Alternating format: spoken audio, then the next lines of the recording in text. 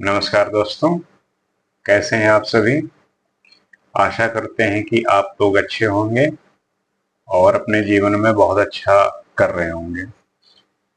जैसा कि हम अपने पिछले वीडियो में डिस्कस किए थे कि कैसे हम अपने सेंसेस को, कैसे मन को, कैसे ध्यान साधना, इन सब पे ध्यान देते हुए अपने जीवन को सार्थक बनाना है। और इस सामाजिक जीवन में अपने आप को उचित तरीके से आगे बढ़ते हुए सटीकता से उतरना है। इसी सिलसिले में आज बात करेंगे कि कैसे हमारी इंद्रियां एक समय पे आके निष्क्रिय हो जाती हैं, कैसे हमारे सेंसेस इनएक्टिव हो जाते हैं। क्योंकि इंसान का जैसे ही जन्म होता है वैसे ही उसकी उन इंद्रियां सक्रिय हो जाती हैं और धीरे धीरे इस माया रूपी संसार को देखते हुए आपकी इंद्रियां और भी ज्यादा उत्तेजित होती हैं और उस उत्तेजना को न संभालते हुए, न जानते हुए आप अपने जीवन में बहुत सारे गलत काम या बहुत सारे ना चाहते हुए भी ऐसे काम हो जाते हैं जो आप बाद में पश्चाताप करते हैं और उसका एक दुष्परिणाम ही देखने को मिलता है। और अगर उसको सही तरीके से नहीं कंट्रोल किया गया तो वो आपके आने वाले समय में काफी आपको परेशान करती हैं। जैसे कि एक यंग आदमी है, युवावस्था में आपकी इंद्रियां चरम पे होती हैं और उसको सेटिस्फाइड करने के लिए, उसको संतुष्ट करने के लिए आप उसकी सारी इच्छाओं को पूर्ण करने के लिए हर तरीके से योगदान देते हैं और उसको पूर्ण करते हैं। लेकिन प्रॉब्लम तब क्रिएट होती है जब आप वृद्ध होते हैं, बीमार होते हैं, तब आपकी ये जो सेंसेस हैं और इंद्रियां हैं ये बंद हो जाती हैं, इनएक्टिव हो जाती हैं। जैसे कि कोई वृद्ध आदमी है और उससे कोई बच्चा आके बोले कि चलो दादा क्रिकेट खेलते हैं।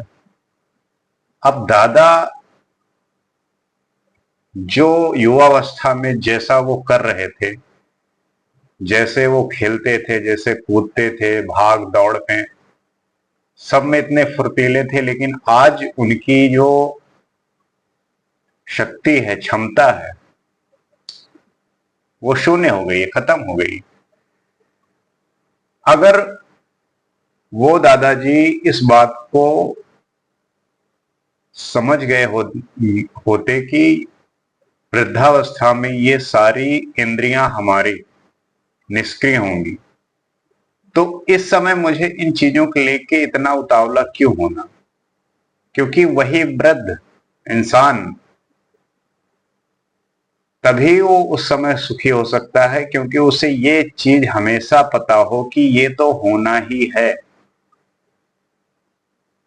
लेकिन आज का समय क्या है कि लोग इस बात को भूल जाते हैं कि आपकी जो सेंसेस हैं, इंद्रियां हैं, वो एक समय पे आपको इनएक्टिव कर देंगी और इस चीज की अभी से इतनी ज्यादा आदत होती है और आप इस चीज से अनभिज्ञ होते हैं तो आपको उस समय में ये बहुत परेशान करती है। अगर आप अभी से अवचेतन हो जाएं, अभी से इस चीज को समझने लगें, तो शायद उस समय पे इसको आपको इतनी कमी महसूस नहीं होगी। इसे कबीरदास जी भी कहते हैं कि मालिन आवत देख कर कलियन करे पुकार, फूले फूले तोड़े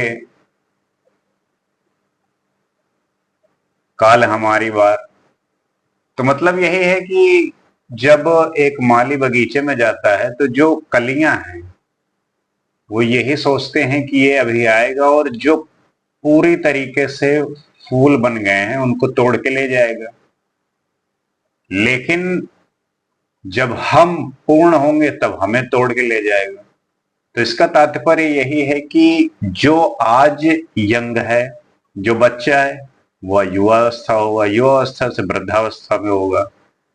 तो इस बात को समझते हुए कि ये चीजें समय के साथ साथ ढलेंगी, इसलिए इस समय पे इंद्रियों को लेके जो व्याकुलता है या उसके प्रति कुछ भी कर गुजरने की चाह है वो नहीं होनी चाहिए, क्योंकि उसी परिस्थिति में आप पाप करते हैं, सिन करते हैं। क्योंकि गीता में भी कृष्ण ने कहा है कि जैसे अर्जुन पूछते हैं कि प्रभु इंसान पाप करने के लिए इतना पाप करता ही क्यों है? कृष्ण कहते हैं कि पाप उसकी आकांक्षाएं करवाती, उसकी कामनाएं करवाती, उसका मोह करवाता है।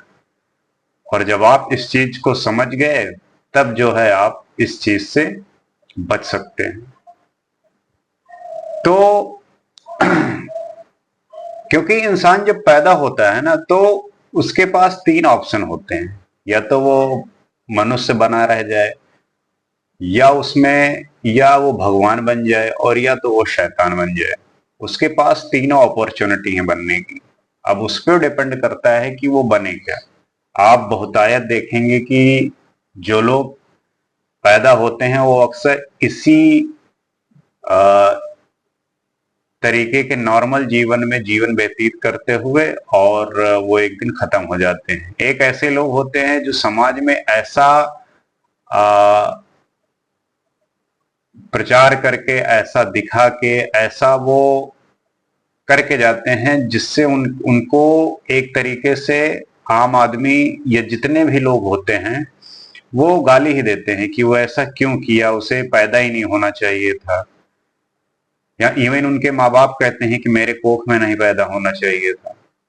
ऐसे भी लोग होते हैं। और एक होते हैं कि जो भगवान बन जाते हैं। तो भगवान आप तभी बन सकते हो जब आपको ये समझ में आने लगे कि ये सारी जो चीजें हैं वो माया के अधीन है। क्योंकि माया ही आपको भ्रमित करती है और इसी से निकलने का साधन है ध्यान। तो ये बड़ी ही सिंपल और सीधा रास्ता है, बस ये समझने वाली बात है। आप समझ गए तो चीजें आसान हो जाएंगी। नहीं तो बहुतायत जैसे लोग परेशान होते हैं वैसे ही सभी का हाल होने वाला है। क्योंकि आपके ये सेंसेस और इंद्रियां निष्क्रिय होते ही, एक बीमार आदमी वेंटिलेटर पे पड़ा हुआ है, अब उससे पूछो कि भैया पीना क्या होता है, खाना क्या होता है, घूमना क्या होता है, चलना दौड़ना, देखना सुनना, ये सब उसके लिए खत्म हो गया है, बेकार हो गया है। तो हमें चाहिए कि हम अपने आप को इस बात से अवगत कराएं और दूसरों को भी इस चीज से अवगत कराएं, जिससे वो अपने को सही रास्ते पे ले जाके एक अच्छे समाज के निर्माण में अपना योगदान करें। आशा करते हैं कि हमारी बात से आप सहमत होंगे और इस पे विचार करेंगे। आज के लिए बस इतना ही। नमस्कार।